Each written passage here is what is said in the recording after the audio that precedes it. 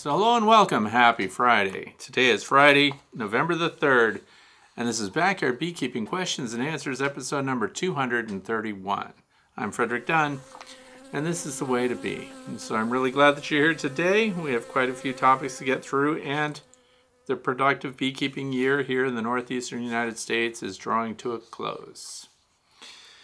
So I'm glad you're here. You may be wondering what's going on outside. 56 degrees Fahrenheit. What's that in Celsius? 13 Celsius. 31% relative humidity. And that's good news because the bees need to dry out what they're getting in. The very last of any nectar and pollen resources have already pretty much been drawn in. We have a windy day today. 8.1 to 17 mile per hour winds, consistent at about 8.1. So breezy day. Tough on the bees, by the way. So hopefully they're flying back to the hives loaded and flying against the wind when they're empty because it's easier for the bees. Opening sequences, by the way, asters, they got snowed on. Those were the last holdouts for the resources for the bees.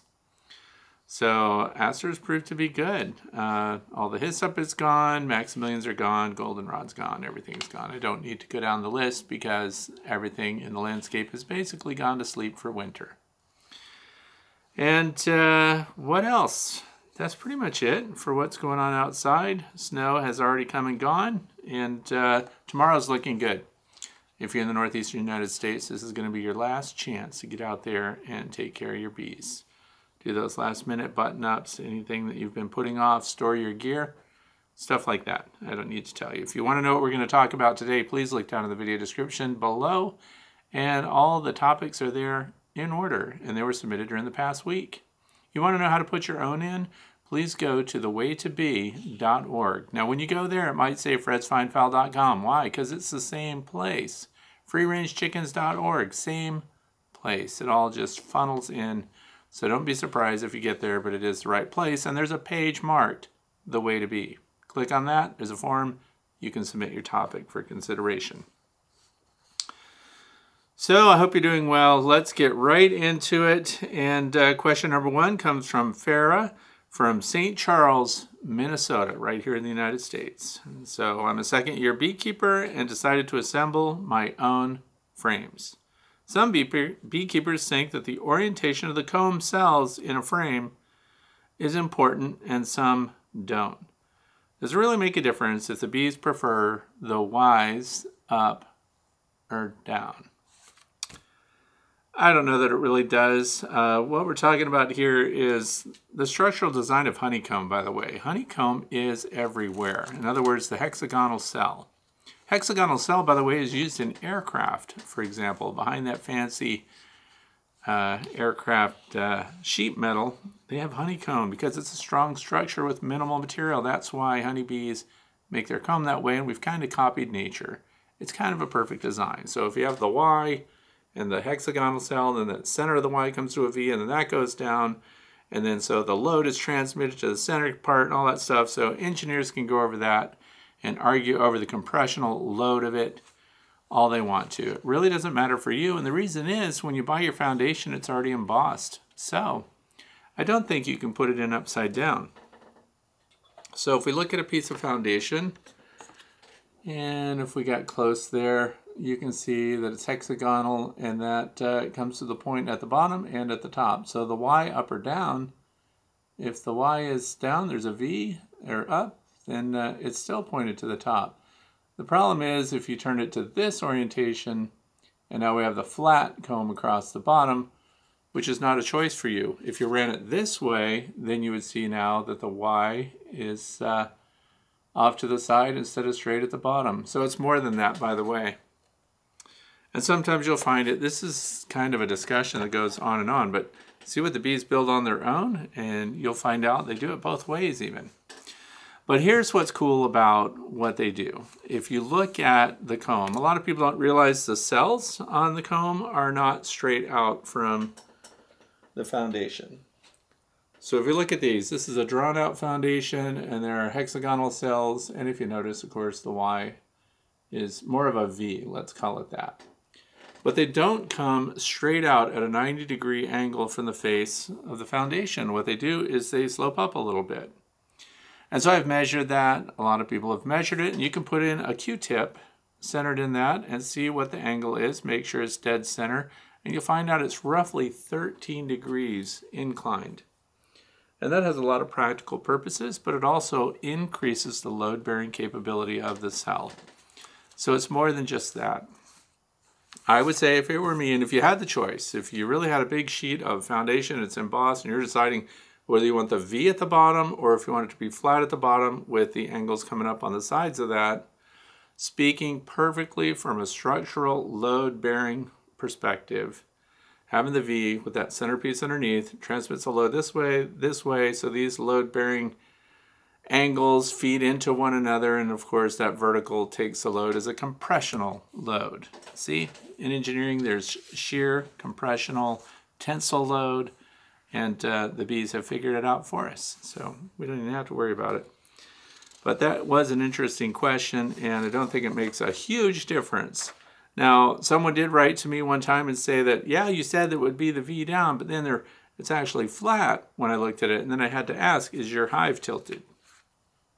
Because if your hive is tilted front to back, back to front, they build for gravity, so if it's natural comb and your hive's tilted, you might find the flat bottom there. So, would it change the world if it were flat bottomed? No, not really. What really matters is the angle of the cell once the comb is drawn out. That's when you don't want to put it in upside down, you don't want to put it in sideways, because you just eliminated the fact that it serves as a reservoir when liquids are in there that are not yet cured. So, very interesting. Another thing I suppose I could add is that some people, I notice when they're looking at frames, nice hot summer day, and maybe there's a nectar flow on, and they pick up their frame and they're looking at it, as you should. Sun comes over your shoulder, and then you're looking into these cells, and you tilt it a little bit towards you to look into the cell at an angle. I notice that some people do this. They turn it flat and they look at it. And when they do that, sometimes you'll see a bunch of nectar just spritz right out of it. Well, that's not fair to the bees. You just made a lot of extra work for them, so keep it level while you're looking at it, or tilt it a little bit. Remember, you have 13 degrees to play with. Here's what's interesting. If we tip a frame flat on its side, any high wetting capable liquids in there will just fall out. So you see it, and then of course the bees all come out and lick it up. You'll notice that some people flip their frames on the long axis, right? That's interesting. So when you do that, we notice that it doesn't pour out. That's kind of interesting. So for example, if this were the front of your hive and you tipped a box straight back, even the liquid stuff doesn't come out of the cells. It's very interesting. If you invert it, it does. But you tip it this way, it doesn't. But you tip it this way, it comes out. Tip it back this way, it comes out. Keep it on this axis, and even if you tip it all the way back to the side without going beyond, I wanted to say writing moment, but that's a nautical term. But if you went to the 90-degree mark, it still wouldn't pour out yet. But as soon as you start to invert it, now it pours out because of that angle. So,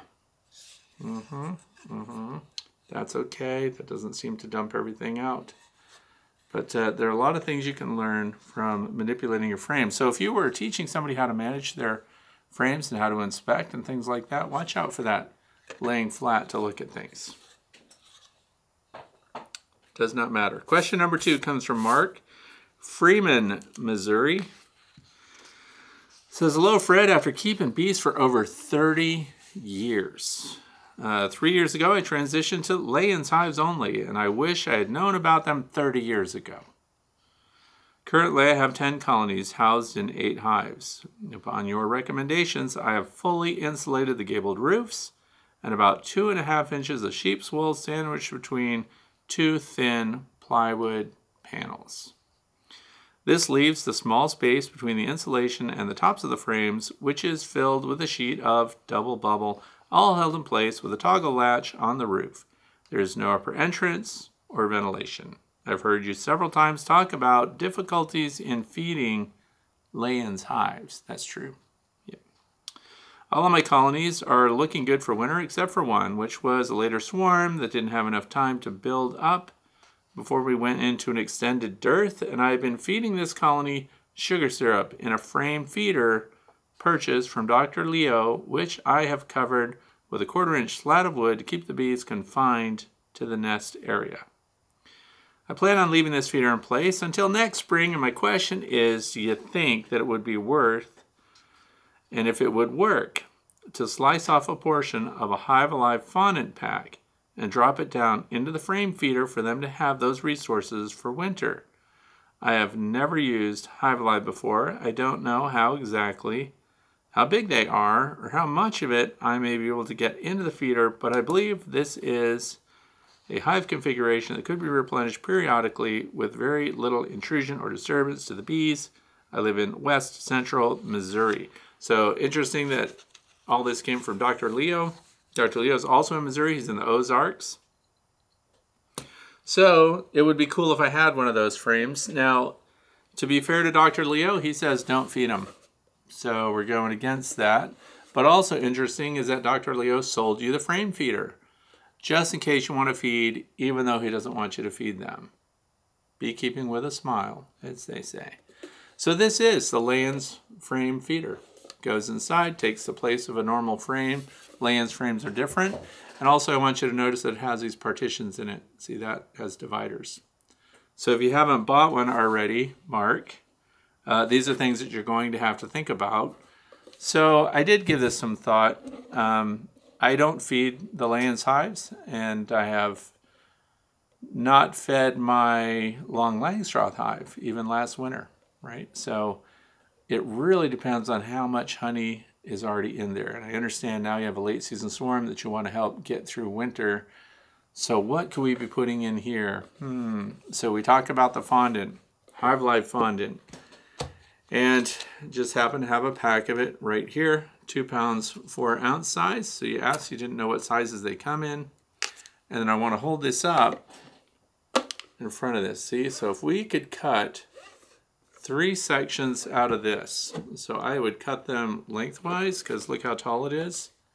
It's a little bit taller than that. If you go sideways, it still would stick up over the top. One of the things in talking with the people at Hive Alive, the reason that they're wrapped in this plastic is, one of the big concerns is that it would dry out. And if it dries out, the bees don't use it well. So we don't want them to abandon it. So I've thought about that too. So I'm thinking a great way to do this would be to put it right up against the front of this feeder, and I would cut it right at the height of the feeder. I would cut this whole pack top right off. Keep in mind, I haven't done this. This is just me giving it some thought. And then I would vertically cut this into 3 segments, leaving as much of the plastic on as possible. And then I would take, keeping it in the plastic with just the top and one side cut off, I would stick each one of them into these little reservoirs. I think that would cut down on the fondant drying out, and the good news would be if the bees got down in there and ate away into it. The other thing is, you've got this piece of wood over the top. I have that piece of wood too. I think it's a great piece of kit because that lays over the top so that when you open your hive and you look at all the backs of all of those Layens frames, there's a piece of wood here, so even your frame feeder is covered and doesn't get exposed unless you decide to pull it up to look at it. So then you can pull it up because it does leave a gap here for your bees to get in. And when you pull that up, you'll be able to see immediately if there are plenty of resources still in here. And I think I would place it just inside your follower board. So it would be at the end. Because you want them to use their honey first. This is kind of their last resort because any supplemental feeding is emergency feed. The best thing for them is going to be the honey they've already stored. And so again, I'm just sharing what I think. Like if we were sitting down having coffee and you had this problem, I would suggest that. Now the other thing is, fondant also comes in a 5-pound pack. And the reason that I bring that up is, look at the thickness. It is as thick as this frame feeder. So that was the second part of my thought, is if the goal is, look at this chubby package of fondant, 5 pounds. If you cut this one apart and you got the sections out, I think I would put it in the fridge first to get it nice and cold to make it hold its shape a little bit, because it is semi-liquid all winter long. Cut this plastic completely off in contrast to leaving it in the plastic for the thin one, because I think these things would actually settle in, and then the frame feeder itself becomes the protection from drying out. So you could actually warm this up a little bit. Their limit for warming it up without damaging the ingredients of it, the high limit is 120 degrees Fahrenheit. So let's leave a safe margin. If you warm this just to 100 degrees, it's going to act very liquid. Then I would just put it in this like batter and then let it fill up the cells. Now it's only exposed at the top, and the side walls become the seal against it drying out. I think that would be something I might try out. The other thing is, now spring comes along, and look, you've got this fondant jammed in here. So the same thing, I would warm it up, and then I would use water to wash it out. This fondant becomes soluble pretty darn easy. So if you haven't bought any yet, I wouldn't go with the thin pack, which is 2 pounds, 4 ounces. I would get one of these brand new fat packs, which is 5 pounds. And somebody's going to ask, how long is it good for? This one is good until July of 2025.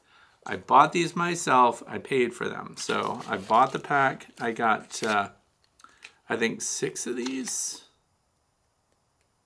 in a box. I'm not sure how many were in the box. But anyway, I paid $60. I bought the $60 box. Anyway, I used my own discount coupon, by the way, to get that. And there is a Hive Alive page on my website with discount coupons. I think everybody's offering a discount coupon on them, so it really doesn't matter who you get them from. If you want to know more about it, you can go there. If you want to use my coupon, you can go there too. It's called Hive Alive Works. It shows the science. So that's what I would do. And anyone else who's tried that, or anyone else, because this is only our second, is this our second or third winter? I think it's the second winter with Hive Alive fondant. So if anyone's tried it that way, let us know kind of how it went. I think that would be fun to try out. In fact, even while I'm answering this question, I'm thinking maybe if it's warm enough tomorrow, my supervisor's showing up. We are doing fondant on all of the hives now that we're in the first week of November. October's just passed. He's 8 years old, and he wants to make sure that I'm on task, so he's coming out here. So we are putting fondant on all of our hives. The Long Langstroth hive has a removable 2-inch hole in one of the cover boards, so we're going to put a fondant pack on that. I did that before, and they didn't really use it very much, but it's an insurance policy. Since I have plenty of it, I'm going to be getting the 5-pound size going forward. So my 2.2 pound 4 ounce size is expiring July of 2024. So I have to use all these up this winter. Another thing, while I'm thinking of it, people were thinking about pancaking these on top of each other and then just cutting a little hole through them. I've given that some thought too, and I don't think that's a good idea, and here's why. When you have the holes going through the centers going on up, the bees do a good job when there's a single packet like this. They do a really good job of eating the fondant all the way to the corners and edges. In fact, you'll eventually find these completely empty, very clean. If you add the additional weight on top of it, that would be settling down on that, and they would have to clean out all the levels at the same time in order to prevent them from pressing down on the first level and then preventing them from having access all the way out to the edges. So my thoughts are, use these one at a time. One of the advantages is, of course, you can see their progress through the bottom layer, where if you stack them, you couldn't. And I recommend just replacing them as these get 2/3 of the way through. Don't wait until they're completely gone. 2/3 of the way through, pull it off, put the new one on. Take advantage of any weather breaks that we might have going through winter. Looks like we might have a lot of them. Who knows? Weather people, they know everything. I was actually shocked today because they said it was going to be 58 degrees Fahrenheit. This is the first time they've been right all week. So I would say do that. If you have a colony that's going to put a high demand on this, instead of layering them and stacking them and buying them individual, take a look. I will be shocked if any of my hives can get through a 5-pound pack going into winter. So these are my going forward one. I think I'm going to use those. And they're back in stock. They were out of stock for a while. Somebody wrote me and said they're back in stock. Thank you for that, by the way. Viewers have really helped me stay up to speed on when things are happening and things are good. Let's move on to question number 3. This comes from Emma Wood, 2784, which is the YouTube channel name. Do you think your round hive will survive the winter with such a thin outer wood layer? And the round hive that Emma's talking about was what was in the very beginning of last Friday's Q&A. It's the Ivory Bee hive. Ivory, I-V-R-Y, tack bee. And so this will be my first winter with it, and I know it looks like it's thin material, and it is, except there's insulation, it's layered. So there's this much insulation over the domed top. It is more like a cylinder. And it's an observation hive. So if you go back and look at the beginning of that video, you'll see that they are front to back, bumper to bumper, frame to frame, full of honey and bees. They are really using that space really well. The other thing is it has these little vent holes in the plexiglass on the end. And if you go back to look at that, you'll see that they even sealed those holes. They didn't want any additional venting. So the good news is it's insulated top, bottom, front, back. It's got nice thick insulation, so I think it's actually going to get through winter pretty darn good. So Ivory Bee, they did a fundraiser. If you went to Hive Life last January, they were there. There's a whole bunch of them. And so this is my first winter with it, but I think it's going to do really well. And look at last Friday's opening, and you'll see what the hive looks like that I'm talking about. Question number 4 comes from Nigel Moore, 9657. That's the YouTube channel name.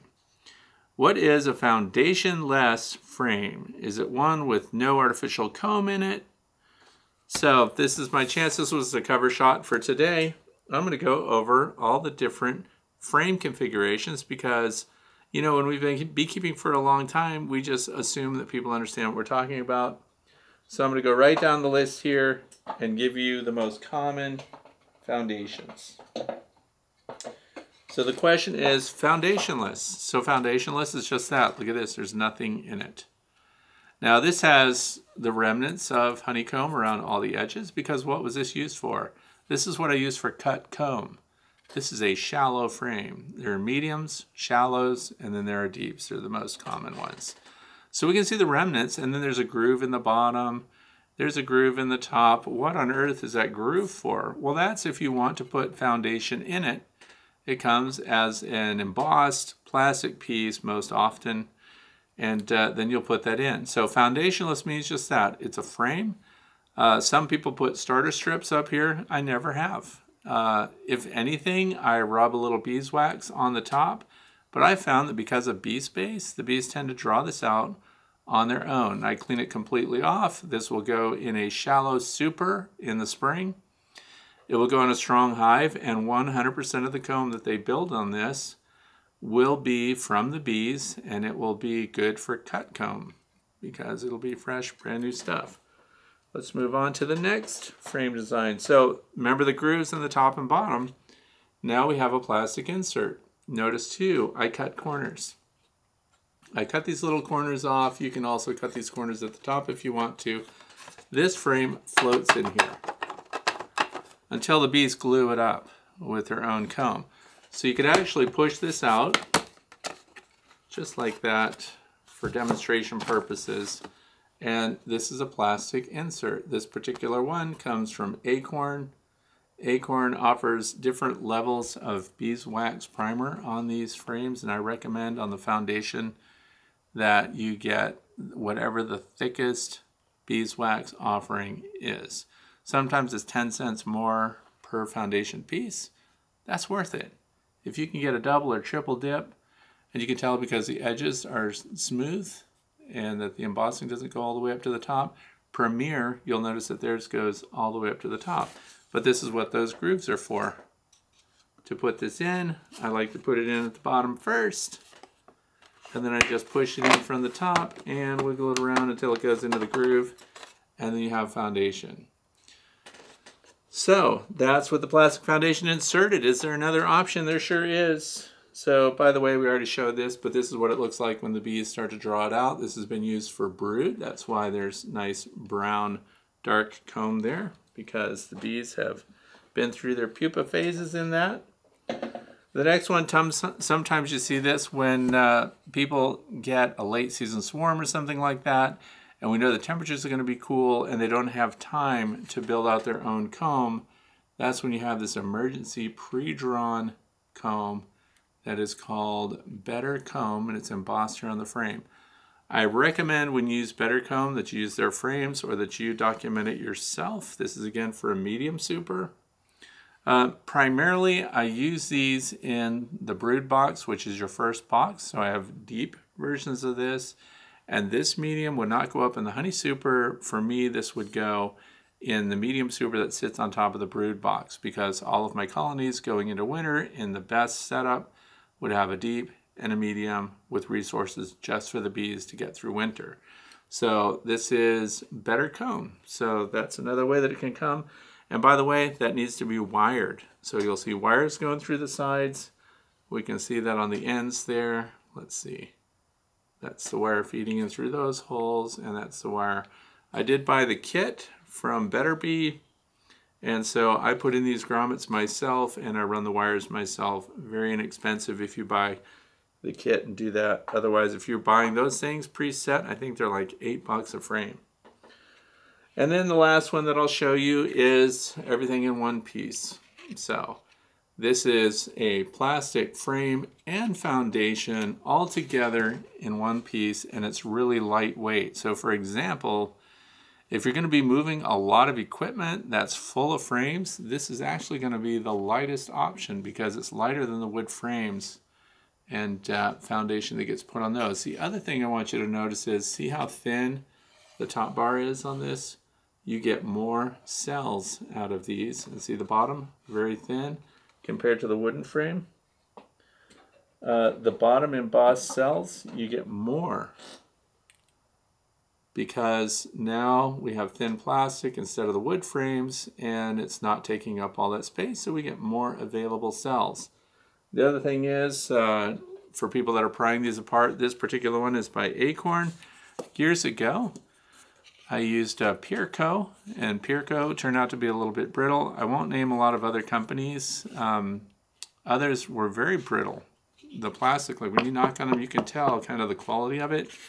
And the Acorns don't flex through the field, and the Pierco frames actually did through the years. And these are, again, they offer different coatings. Some people will be concerned that on the ends here, that these openings provide hiding places for small hive beetles and things like that. But I find that the bees actually seal those right up. The other thing that you should know is when these frames go together, their shoulders touch and close off that space. So then the bees propolize those edges. So there aren't as many hiding spaces as you otherwise might think. The other thing is, easy to maintain, inexpensive. Recycling now. The recycling of plastic is something that kind of bothers me a lot, and that's because they'll have recycling numbers embossed on these things, but if you follow the path of a piece of plastic that you submit for recycling, if this wasn't absolutely clean, they don't even accept it. It's worse than that. They have a bone to pick with these people because they don't tell you that, for example, let's say all the other bits of plastic in the bag that you try to turn into the recycling center, let's say it's all pristine, it's all clean, but then you've got the one that's got comb on it and stuff like that. Do you know what they do? Do you think they pull out this one bag, this one piece, and chuck it and go ahead and process the rest of it? No.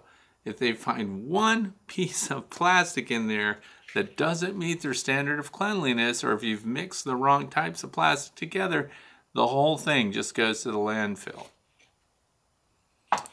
So that's more than annoying, because if you're going to use plastic, I would really love it if I could recycle it. So I think a lot of it is just going to the landfill, and it's never making it through recycling. It's never repurposed, and you don't get to have carpet that's made out of recycled bee frames and things like that. So those are all the frames. There are other frame manufacturers, but those are the basic types, and the only one that's really distinctive from all of those would be the Flow frame, but those are for Flow hives, and they're more than $60 per frame. So I left that out, but foundationless, I just thought I would touch on several different types. And these days, I personally like the wooden frame and the pre-waxed plastic foundation inside of it. So this is what I like to do the most these days. It's just easiest. And we did have good luck with cut comb this year, so I'm definitely going to repeat that. So that's foundationless. So it all depends on what your end purpose is.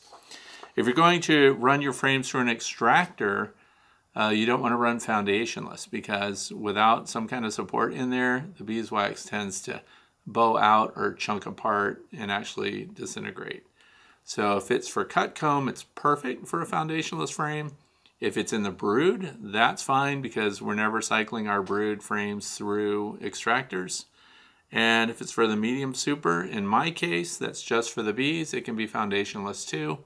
But an important thing you should know is that's the most expensive beeswax for the bees to build.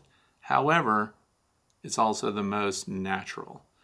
So if you have foundationless frames, you can expect them to consume a lot of honey and or sugar syrup in order to build it out. So another thing to think about. All right, so question number 5 comes from, I don't know what the actual word is, but it's BGUSD732. Again, the YouTube name. Said, I'm going into my 4th winter keeping bees, and congratulations on that, because most people quit after their 3rd year. So if you're a 3rd-year beekeeper and this is your 3rd winter, this is your make or break winter right now to decide if you're a good beekeeper, if you should throw down your hive tools and quit. It says, I started with 4 colonies in 2020, and I'm now going into winter with over 20. My winter losses have been reasonable so far, 12 to 25%. And you know what? You're right, that is reasonable. In fact, that's a very low loss rate, and meets the national standard or better, which is put out by the Bee Informed Partnership, if you want to know. I've been overwintering with double deeps and an upper entrance vent, i.e. notch in the inner cover, face down. I have 2 inches of styrofoam on the inner cover and black coroplast wraps on the hives. These are common up here in southern Ontario, Canada. Leaving an upper entrance or vent has always bothered me for the reasons you state, but I've always given in to the conventional wisdom. I even started with closed vents last winter, but panicked early and flipped over all the inner covers, i.e. opened the vents, on a mild day last November. Turned out to be my best winter so far, less than 12% loss. However, here I am again, struggling with this issue. At this time, all the vents are closed, but my anxiety is already starting to get the best of me. And the reasons you give for no venting are sound, but watching water stream out the bottom of the corners of my bottom boards and entrances is beginning to drive me crazy again. Anyway, I think I will open up the vents at only about half of my hives as an experiment, and I will see how it goes this winter. Thanks for sharing your thoughts and so on. Okay, so one of the reasons I like this, there's really not a question in here, but it does describe what I consider paramount in backyard beekeeping, no matter where you are. A lot of people say all beekeeping is local. And that is true. Your weather extremes and the weather dynamics that you face and that your bees will ultimately face are going to differ depending on where you are. And what I really like most about this question is that he's going to experiment. This is what I see people do most often, and it's pretty darn frustrating, is that they'll read about something, see something, watch a demonstration, go home, change every hive to match that. And if it works, that's great. But the thing that I really like is doing half of them one way and half of them another way. So we have 20 colonies to work with here. If half of them are going to be vented and half are not, then we're going to find out what the result of that is in spring. And also what I like to stress on people is don't do a one-off. Don't just try it one time on one hive and make your judgment and decide whether it works or doesn't. Try it season after season. That's how I arrived at my best practices right here in the backwoods on a dirt road in the snow belt of Pennsylvania here, 1,300 feet above sea level. Most people in our area are Ag Zone 5. We're technically a Zone 4 because we are a good 5 to 8 degrees colder than just what the community 10 minutes north of us is. And they're north of us, keep in mind, but they're only at 500 feet above sea level. See what happens? So the climates are very local.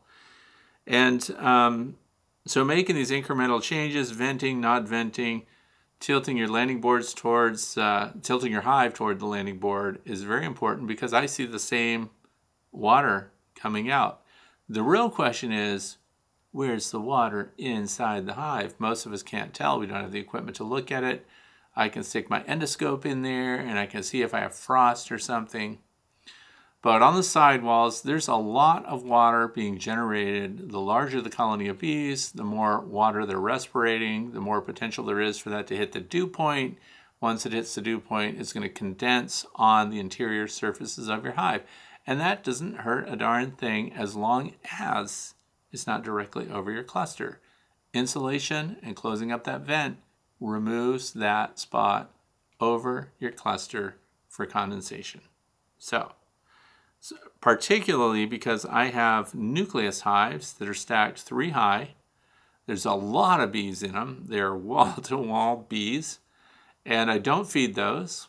They are insulated on top. 2 forms of insulation because they have those migratory covers. What is a migratory cover?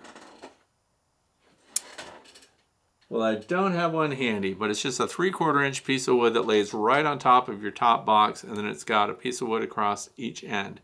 So it's 3/4 inch of pine straight over the backs of your frames. But guess what I did? I cut a piece of double bubble the same size as the nucleus hive. I put that on the frames first, then I put that migratory cover on top of that, and then on top of that is a 2-inch thick rigid foam board cap that sits over the top of it. So they are insulated at the top, no feed because there's no opportunity to feed that. I do have one that's got a feeder shim on it, but I'm not putting any feed. But now that I'm thinking about it while I'm talking to you, because it has a feeder shim on it, why not cut one of the fondant packs in half and put that straight on that? We'll test that one out.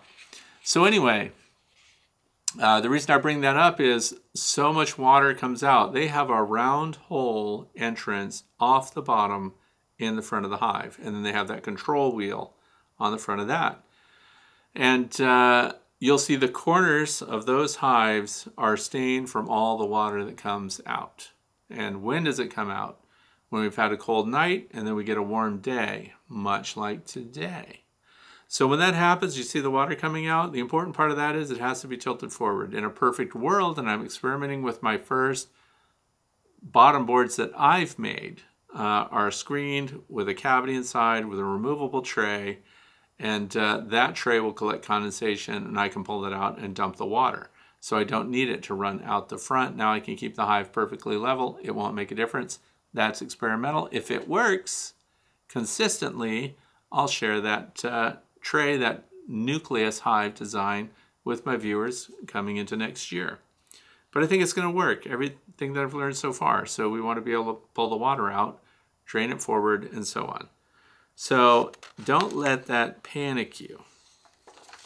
Because if moisture is being vented out through the top, that is partnered with valuable heat. It is passive ventilation. In other words, the bees, even though they're not trying to move air around, it's moving on its own through convection. So bad news for the bees overall. Reinforced recently, again, by Randy Oliver. We talked about that recently, a couple of weeks. Has it already been 2 weeks? Anyway, he covered that again. No top venting. I agree. Try it. But the idea that you're splitting both, and that's with any configuration change you want to make. Why are there so many different ways to keep bees? Because here's the truth of it. A lot of the different ways work. They just work marginally better, marginally worse. If you're not killing your bees, then these ways that you have of wrapping your hives, people use tar paper and all kinds of stuff. When I see people break out tar paper and they use that to wrap their hives on the outside, thermally, it doesn't do diddly for your bees, really. And I know the sun warms black surfaces, but you have to consider how much sunlight are your beehives getting in the wintertime and how much of the hive is getting it. I want you to do me a favor. For those of you who are on the roof felt is really what it is, because I designed and built my own house. I put roof felt on my roof, which is on top of the sheathing under the shingles. And when you realize what that material is impregnated with, do you really want to put that in direct contact with your beehive? And then somebody will say, well, I know so-and-so who's been doing that for 110 years and it works perfectly. My question for those people are, have you tried anything else, and have you done what this other viewer did, which is divide your hives in half, wrap some of them with the roof felt, look up the composition of it, and then some with maybe Tyvek or something else. So a house wrap, which is designed for that, by the way. The biggest advantage of wrapping your hive with a thin material like that is that it cuts out wind intrusion through bad joints on aging hives. Other than that, it does very little. Now, on the other side of which, I have another friend in our beekeeping club that wraps her hives in double bubble. So I can see the benefit of that. Double bubble has an R factor. It is definitely going to stop the airflow, and it's like adding another full thickness piece of pine onto your hive because it has like a 0.7 R value. So I could see double bubble because the other part of that is it's not off-gassing anything. Get your nose right up close to roof felt in the sun and tell me what you smell. If you're smelling it, it's got particulates coming off of it. They are not good. Okay, so moving on, question number 6. Putting away my soapbox. I'm not going to lecture anymore, but anything you're putting on or in your hive, look at what it's made out of and see how stable it is. This one comes from Gavin from Castlemaine, Victoria, Australia. So, it's spring here in Australia. Yay for you down there in Australia that it's warming up while we're getting rained on and snowed on up here.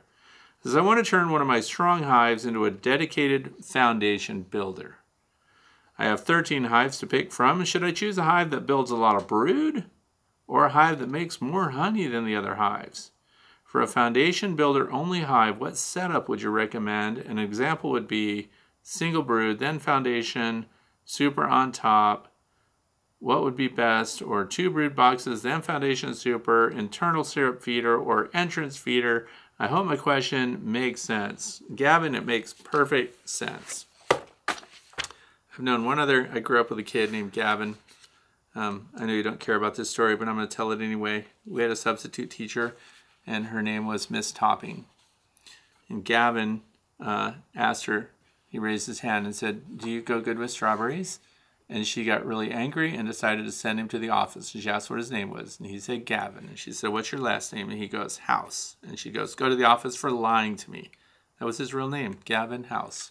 So Gavin House, Urbana, Illinois, if you're still around, shout out to you. So anyway, what's the configuration? You should not have a last name of Topping if you're going to be a substitute teacher and you want to survive. Moving on.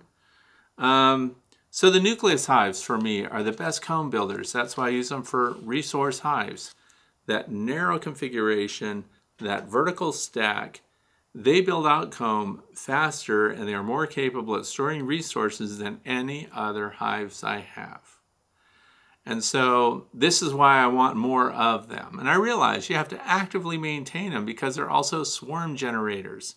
If they build up easily and they build up fast, and this has to do with the configuration and the fact that they like that narrow column that rises. In fact, when your bees move up in the wintertime, they go, 5 frames is more than enough.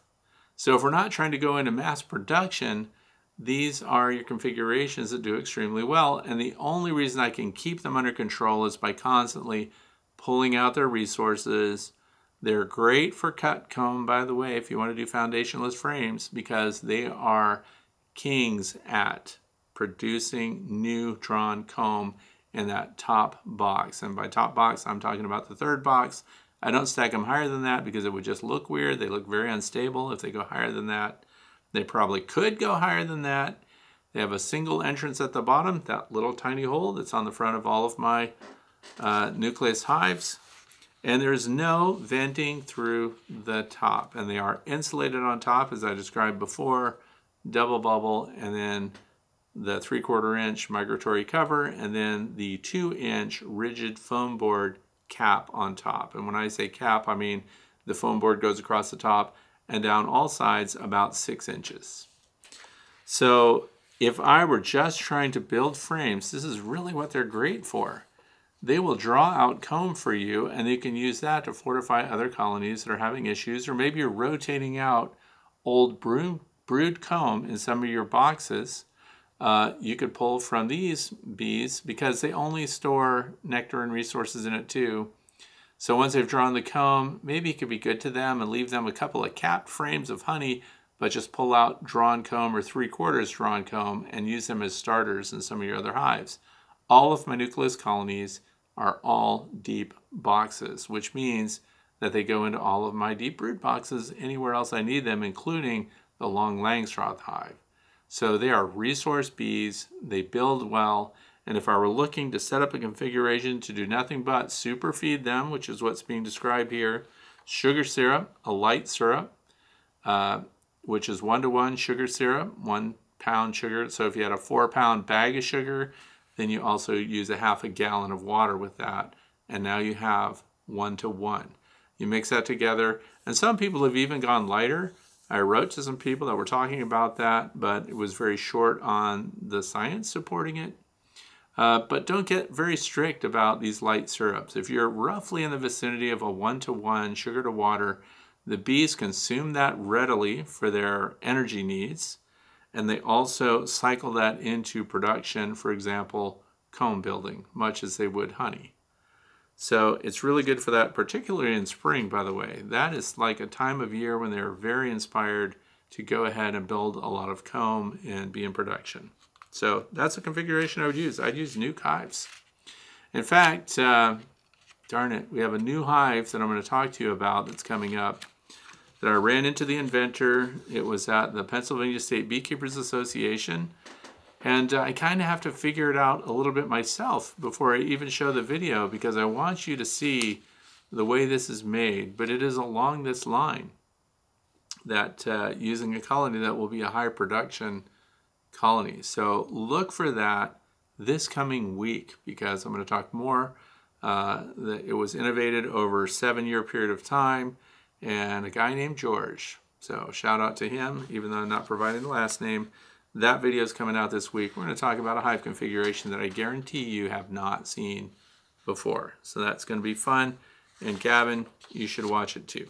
So question number 7, moving on. This is from Charlene and Dave, Westfield, New York, and Chautauqua County.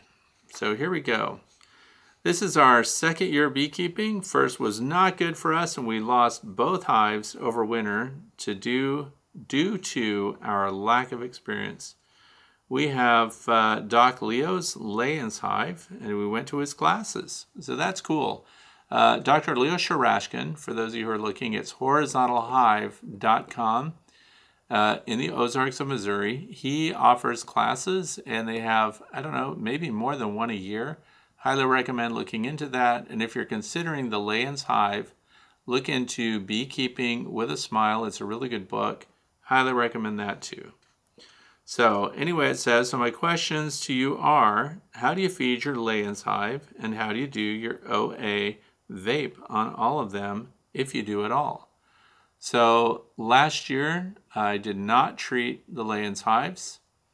And OA is oxalic acid, for those of you who may not know, and the vaporizers come in a bunch of different form factors. So you should also know My favorite vaporizer for oxalic acid delivery is now the Instant Vape, INSTANT-VAP. And the reason for that is it's battery powered. And it has a little hole that's 200 thousandths of an inch in diameter, and I can stick that into a 1/4 inch diameter hole, or in this case, the entrance hole of a Layens hive. So they have a little control wheel on them, and the ones that you get from Dr. Leo have 3 entrances. I close 2 off. I only use 1, which is in keeping with kind of my treatment of all of my hives, horizontal or otherwise. And I can close it down, and I have a little wooden dowel that's drilled out that slips over the end of it. And I find that that works really well to take up the space in that opening and then feed oxalic acid vapor through the entrance. So I did do that on all of them this year, by the way. So, but keep in mind now, this is in contrast to what Dr. Leo teaches. So he teaches not to feed your bees. He teaches also not to treat for mites. So where he lives in the Ozarks, he's able to work from survivor stock there. I recommend personally that you are aware of the mite loads, and that if they are loaded with mites, you treat them. I'm also leaning more now towards in your small backyard apiary. If you have even 1 or 2 colonies that are showing high mite loads, I would then consider that all of your colonies keep records of those that are doing well and have low mite loads, but I highly recommend treating them all the same, and here's why. There's so much drift going on that if you have one colony that's got mites, your bees are sharing workforce bees on a consistent basis in numbers that I'm not even sure of. Those that count bees, that do the science, that are working on their postdoc or whatever they're doing, that are counting bees, estimate that it's about 20% of any colony at any given time is composed of bees that are not from that queen. 20%. That's a lot of drift. So I have changed to looking at my backyard apiary as a small community, as a commune, so to speak. And they are interchangeable. We know drones are going to hives all over. We know that workers are apt to shift gears and drop in on any other colony they feel like it on a whim. I don't even know how they decide it, but they're coming back full of resources that their own hive probably needs, and then they just load up and join another one. So the other part of that is if you've got a colony that's under stress by Varroa destructor mites, the chances of the workforce not feeling like they want to go home because they've got a bunch of parasites living at home, they could carry those parasites to other colonies. As that colony begins to fail, this increases. If they get robbed this time of year, that increases also because the mites are on unhealthy bees inside that colony. They're going to move onto the bodies of the healthy bees that are coming in. The other thing is, if you have the workforce departing that hive and ending up in another colony, they're bringing the mites with them. I have 2 colonies this year that ultimately failed. So the one that was being robbed by yellow jacket wasps early on, and we put screens on, they did not make it. They were, once the bees started robbing them, that was the end of it. They couldn't hold their own. So that's empty. And then we have another colony. So once I realized that, I closed up the hive.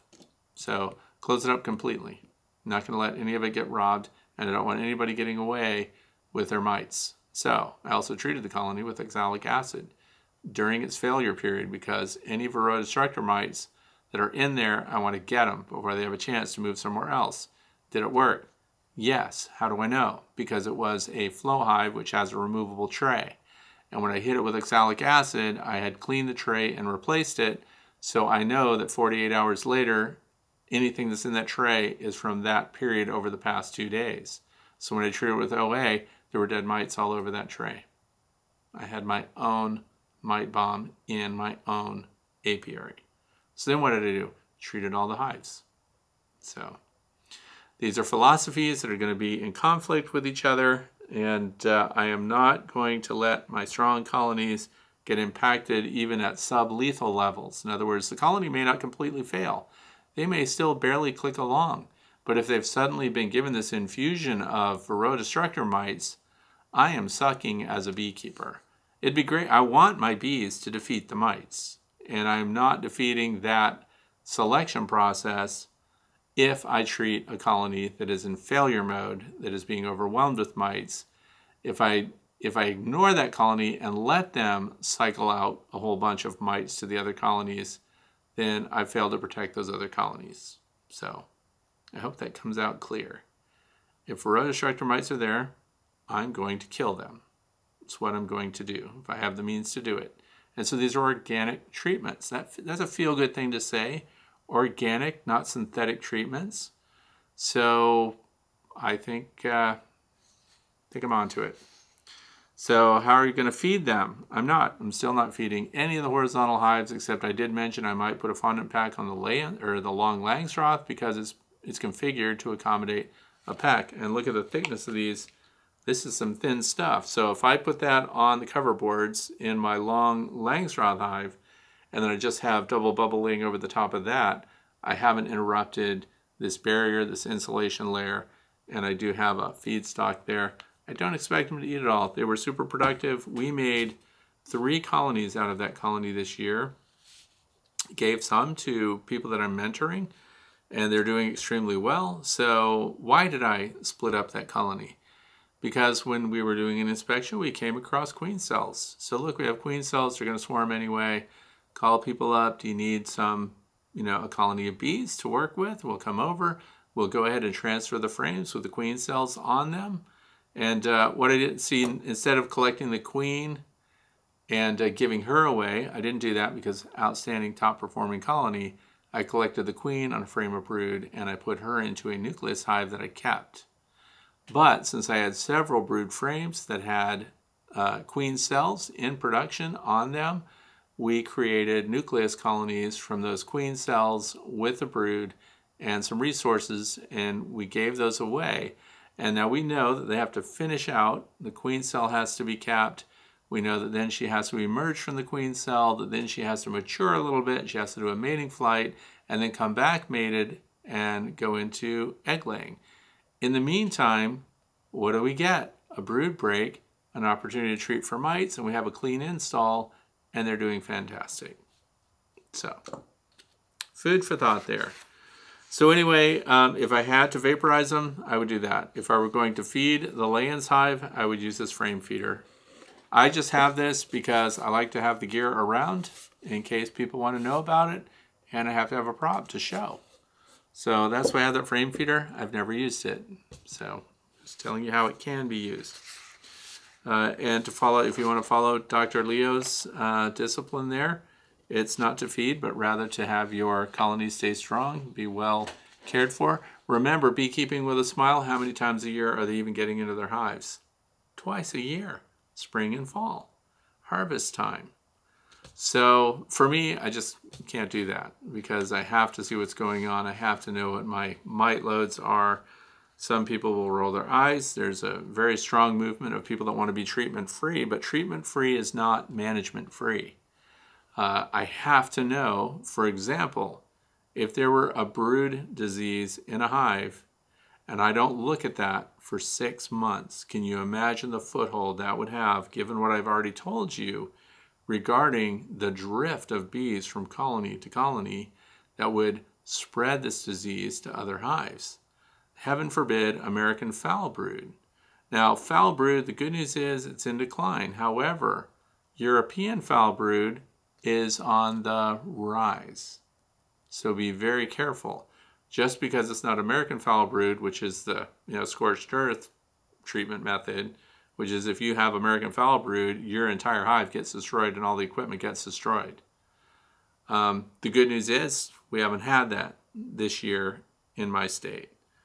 But that means people are kind of letting their guard down. They're so focused on the Varroa destructor mite and its control that they're forgetting there are a lot of other issues that your bees can have. And going into winter, one of the issues that's going to hit your bees is going to be Nosema cerana. So I did do the crush tests and inspections, and I used the slides for my microscope and everything to see whatever slides. I forget the name of them right now, but they're designed just to count spores. And didn't have any to count that seemed strong. Because my goal was to find out, is Hive Alive working to reduce nosema? And here's what I did. I didn't follow my own advice. I gave every single one of my hives the Hive Alive. So how do I know then if it's reduced because of the Hive Alive? I had no control. And by control, I mean one that was not provided with that resource. I wasn't crushing the guts of the bees that were in the lay-ins hives. Those would have been a good example of a control because they weren't fed. So I failed on that, but the good news was that nosema levels were so low, I stopped even looking at them. So there's that. Moving on, question number 8. This is from Wayne. The city is Ramsey, Minnesota. So anyway, moving on. I've tried, let's see, hi Fred, I've tried many different size entrances for my wintering setup. Styrofoam wrap and lids, no upper vent or entrance. When I use a very small entrance, the bees keep the dead clear for most of the winter and then fall behind and it finally gets full of dead bees. If I use a mostly wide open entrance, it seems like the bees stack the dead bees right up against the mouse guard, which is 1/2-inch wire mesh. It seems purpose-built to me. Have you ever noticed this type of behavior? I think I'll try 3/8 inch by 3-inch wood reducers for mouse guards this year. Shrews got through my 1/2-inch wire last year and killed a bunch of my nukes. Was just too much stress on a very long winter last year. Okay, so this gives me a chance to talk about a few different things. Number 1, and this is my grandson's job now, by the way, the supervisor, we'll call him. I give him the Bee Smart Designs plastic hive cleaner tool.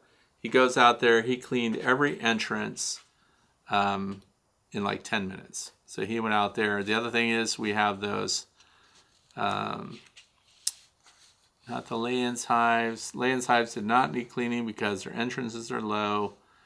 So anyway, the hives that have small entrances or the little round entrances, we have a dowel rod that you poke in just to make sure it's clear, but that's not pulling dead bees out.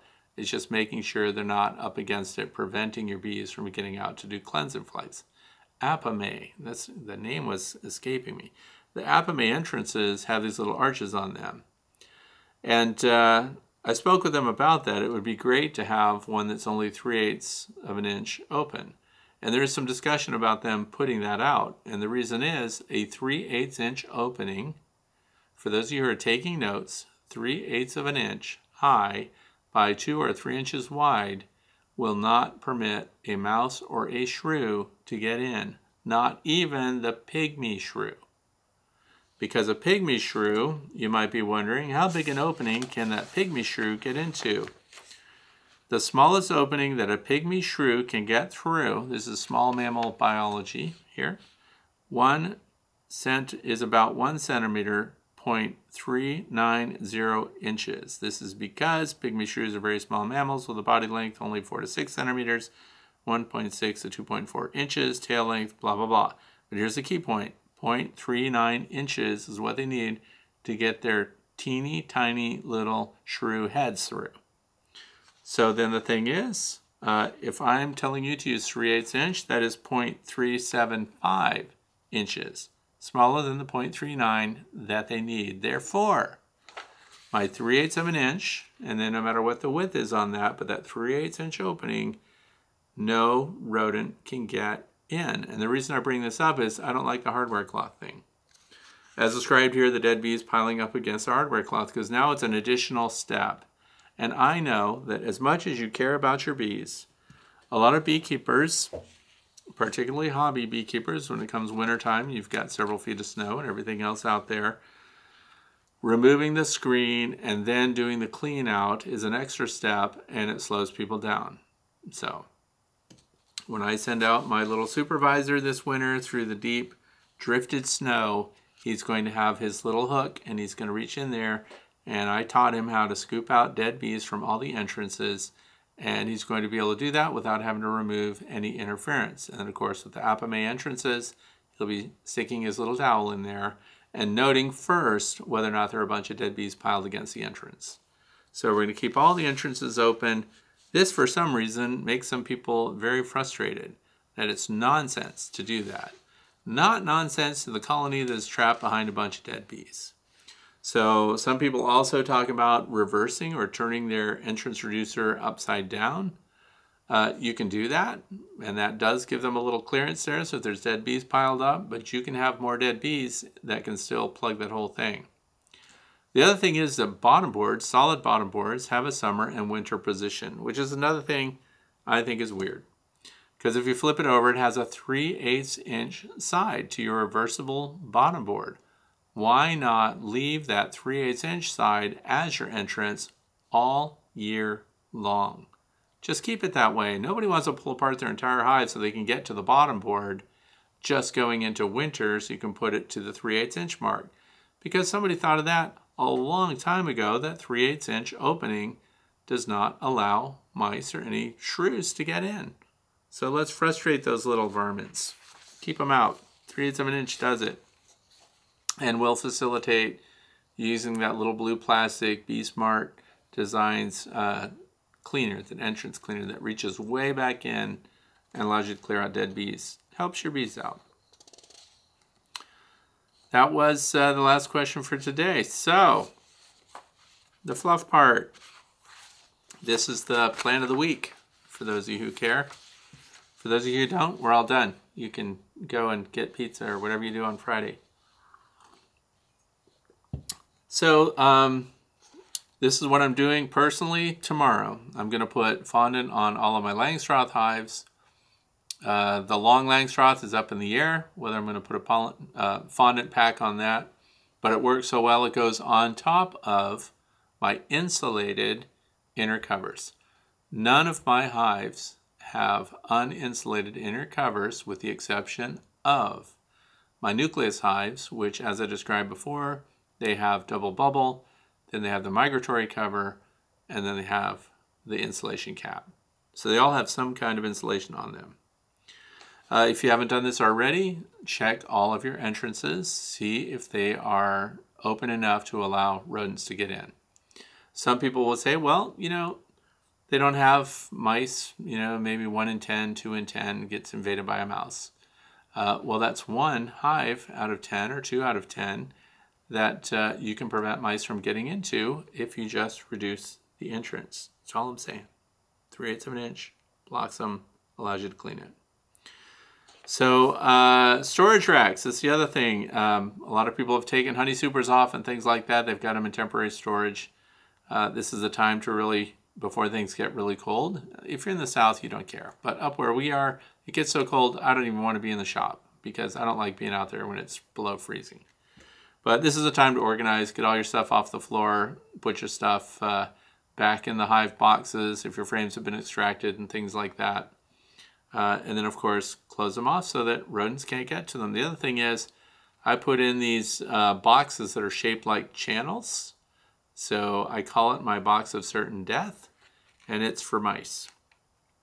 We put those boxes with mouse traps in them along the floor, in the garage, in the wood shop, wherever your bee equipment is being stored, and you will trap the rodents that go in there that otherwise might build nests in your hive equipment and chew through your beeswax all winter long while eliminating in your boxes. So it's just another safety factor. If you want to know if you've got those things in there, I have cameras, of course, for my storage areas because I want to see what's going on.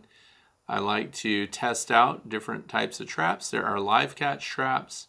I don't ever recommend sticky traps and things like that that would just, you'd find an animal stuck on it that's dying slow. I prefer, if you're going to kill them instantly.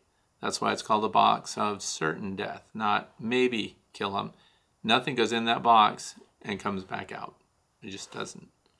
So you can look that up on my YouTube channel. I show you how to make them, and they're good for chicken houses and things like that, because rodents naturally go into these little entrances, and your chickens and other livestock can't get in the box, so they can't access the dead animal. The other thing is they won't be able to trigger your traps.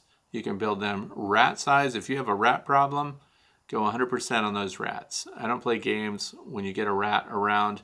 If you get a rat pack, you get a whole family of rats that move in, you've got a huge problem on your hands. You want to know that they're there, and we need to outsmart the rats, which is not as easy as you might think. I spent several weeks going head to head with a rat that every time he turned around and looked at one of the cameras, only one of its eyes glinted at the camera, which means he was missing an eye, and I named him Igon. And me and Igon went back and forth for weeks. I watched him show up.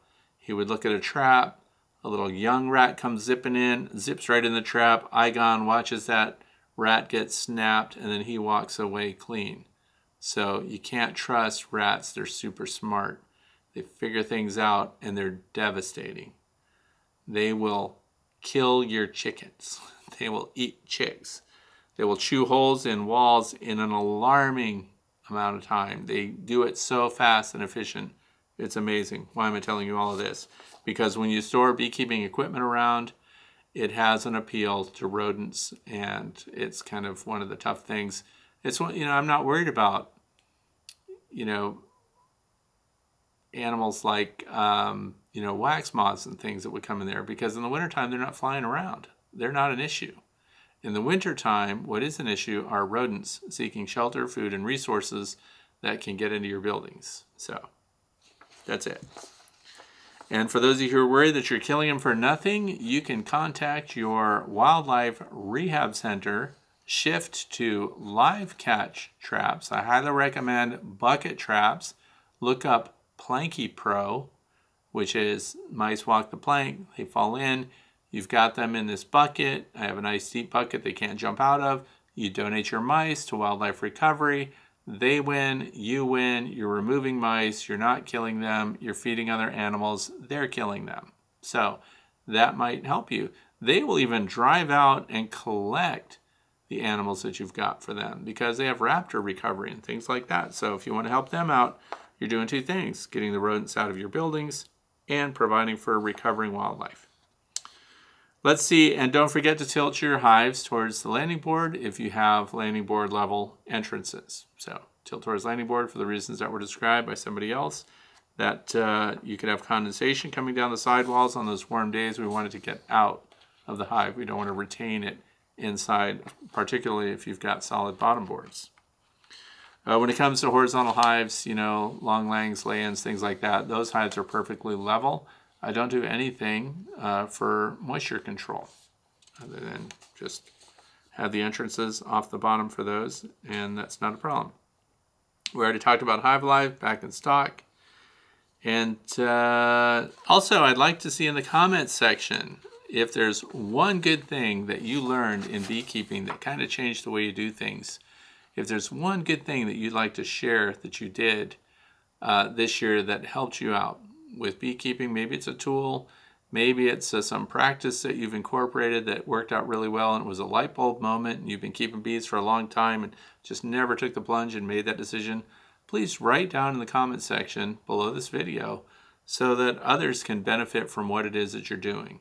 If you've got a video that you made that demonstrates how what you're doing works, you'll find that when you make a comment and you try to link a video, it gets withheld. So it looks like your comment did not post.